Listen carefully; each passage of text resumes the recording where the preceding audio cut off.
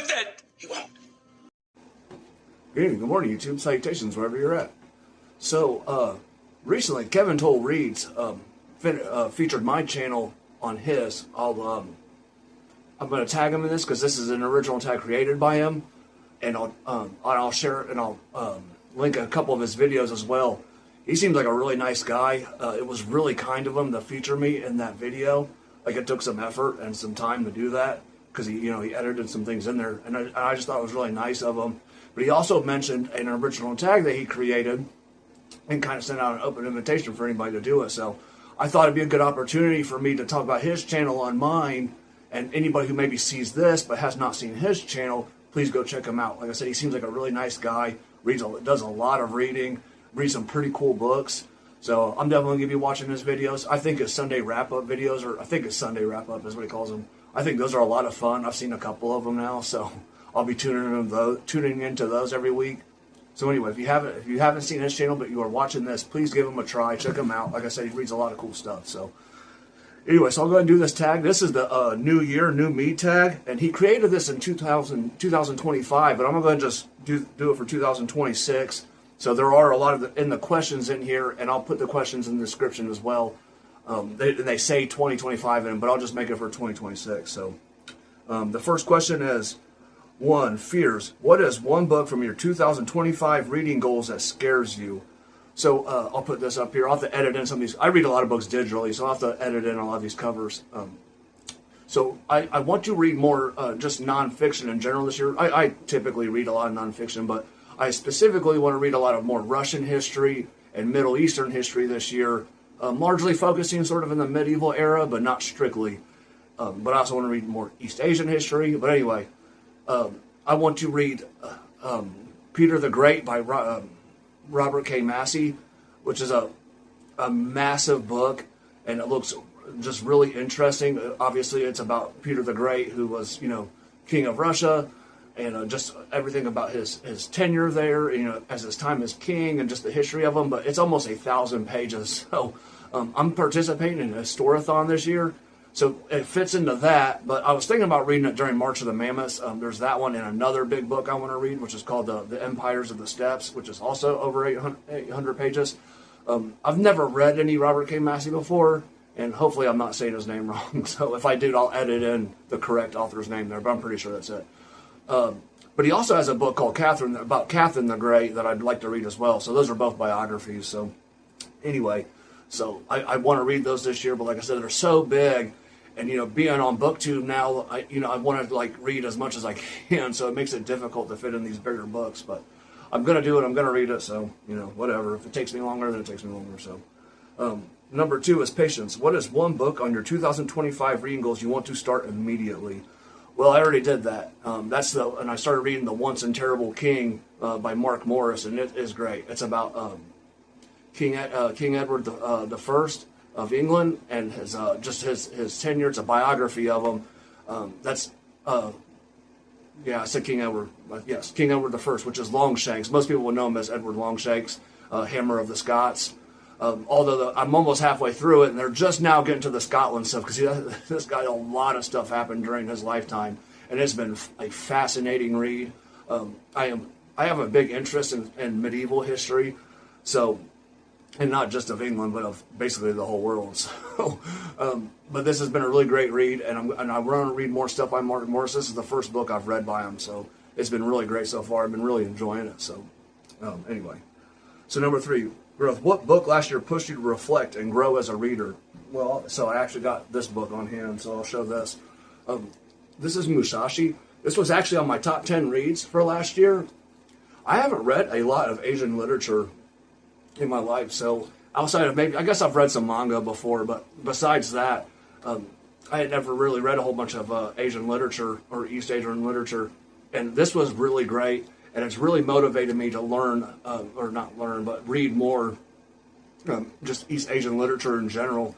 So, I picked up Romance of the Three Kingdoms, which is a Chinese book, which looks really good and really interesting. So I want to read that. This author, E.G. Yokosawa, has another book called Taiko, which is about if you've ever read Shogun, which is a fictional account of the events with fictional names. But Taiko is a little more historically accurate, although it's also historical fiction, and it takes place during the return of the shogunate era. Well, at least at the time, there hadn't been a shogun in a long time in Japan, which shogun's like a de facto military commander of the country, and he rules in the name of the emperor.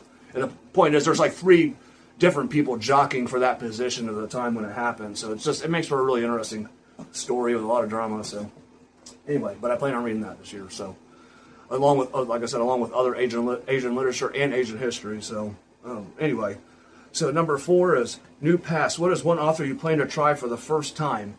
So obviously I mentioned Robert K. Massey, but Mark Morris is also a new one for me. I'm trying to think if there's any other new authors I want to try for the first time this year.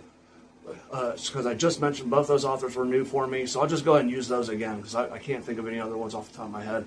Although the author of Romance of the Three Kingdoms would be a first for me too. So he's a pretty well-known like medieval era Chinese author. So because I want to read the Water Margin too. I'll edit that cover in. Although that is written by somebody else, there seems to be some debate about who wrote the last section of that book, and it was the same author as the Romance of the Three Kingdoms, which I don't want to get up right. I can almost reach it. Dang it. Romance of the Three Kingdoms right here. So I'm sorry, I had to get up right there for a second. And because I can't pronounce this author's name. So he didn't write Water Margin, somebody else did, but there's some debate about if he wrote the last portion of it. So, which is kind of interesting. So that book just has an interesting history by itself. Yeah, so anyway, so those are some newer authors I want to try. Did number 4. So number 5, self-care. What is one book or series you revisit for comfort? Oh, I could have pulled this one down. I'll put The Three Musketeers up here. The Three Musketeers is one of my 5 favorite books of all time. I've read it. It's probably the book I've reread the most in my life, to be honest. And that's for multiple reasons. I also like to learn. I also like languages, and I've learned a lot of French in my life. So I've actually read The Three Musketeers in French before, and I've read it multiple times in that language, and I've read like abridged versions of it, just in all different kinds of ways. So, but The Three Musketeers is I found as a young person at my grandma's house. It belonged to my dad's and my uncles, and and a lot of my young adult reading, it was just by proximity what was available to me, and it was like that, Tarzan, Lord of the Rings, Conan, Elric. They liked all that stuff, so that's why I read it first. And then they had a bunch of westerns too, so which is kind of what I got into for a long time, like Louis L'Amour and stuff. But anyway, so number 5, I already did that one. 6, Fortune Ahead. What is your favorite debut book or first book in a series that you read last year? I just realized I was probably saying the years wrong the whole time too. So anytime I said 2025, I meant 2026. My bad. I'm going to edit a little bit of this video anyway, so I'll edit that in there. What was the Fortune Ahead? What is your favorite debut book or first book in a series you read last year? I read Buccaneer Coast by James L. Nelson this year, and then I read the second book in the series too immediately afterwards. Both of those were fantastic, just excellent books. I actually made a video about it on my channel, but I hadn't read any James L. Nelson before. Most people, if they know who he is, probably know him from Brethren of the Coast, which is also has a bunch of pirate stuff in it. Buccaneer Coast does as well. It's just a really fascinating book. It largely takes place on Hispaniola, which is where modern-day Haiti and the Dominican Republic is, and it's about these. The Buccaneers which is a French word, and Buccaneers is an anglicized version of that word. They live on the coast there and make a living as like pig and hog hunters, and it's a really fascinating book. It's really entertaining. There's a lot of like action adventure stuff in it.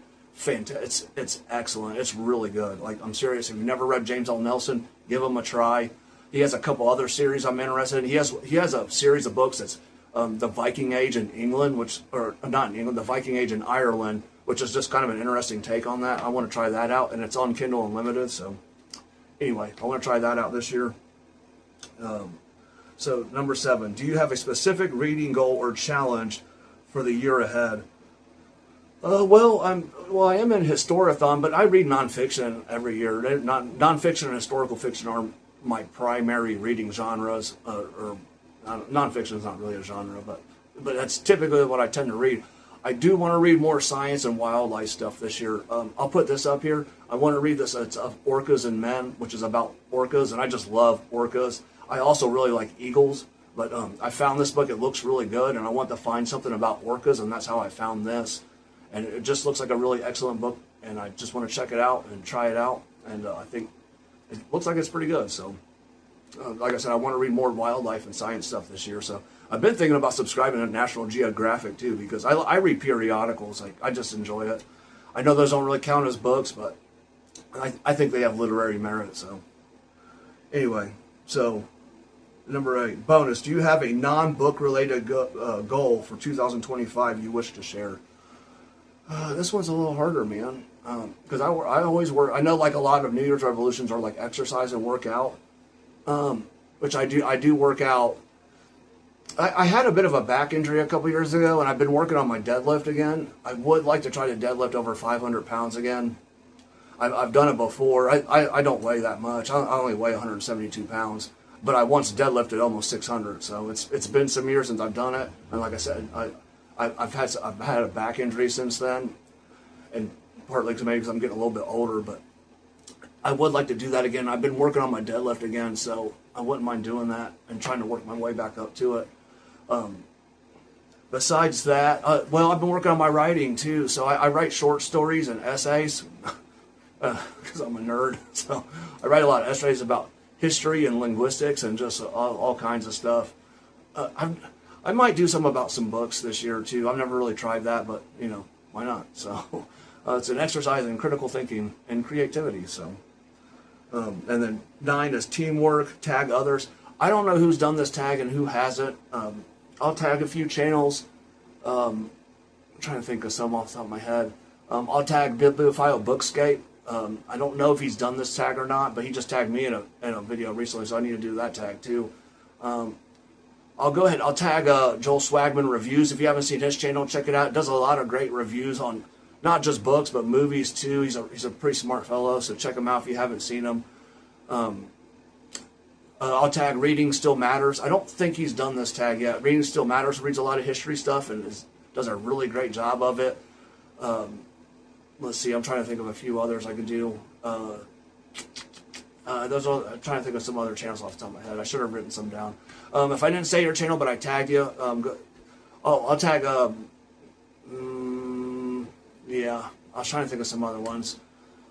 Well, if I didn't say you, sorry if I didn't say your name here at the end, but if I tag you, I wanted you to do it. So, anyway, I should have written some stuff down and been a little more prepared. But anyway, so thank you, Kevin Toll Reads. This is a really fun tag, and thank you again for featuring my channel and yours. And hopefully, some people will see this that aren't already subscribed to your channel, and they'll give your channel a try. So that's all for today, YouTube. Good night or good day, wherever you're at.